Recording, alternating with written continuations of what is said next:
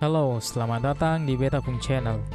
Oke, di sini saya sudah mendownload salah satu Vesti plugin yang berekstensi DLL.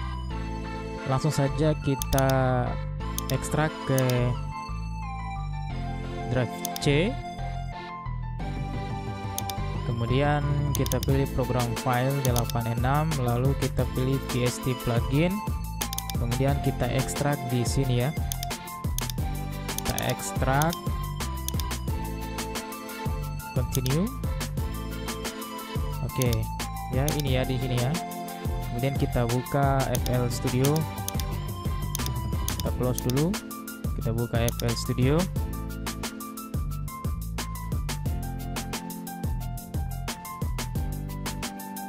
Oke, kemudian kita ke option,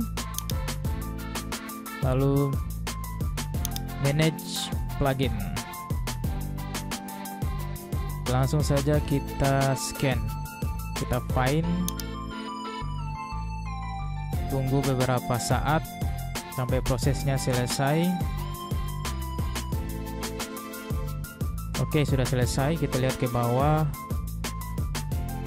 Nah, ini ya yang kita pasang tadi, VST plugin berekstensi DLL. Kita coba buka di channel rec, insert, kemudian kita pilih Illosign. Sudah ada ya. Oke, kita coba. Nah, ini dia Illosign.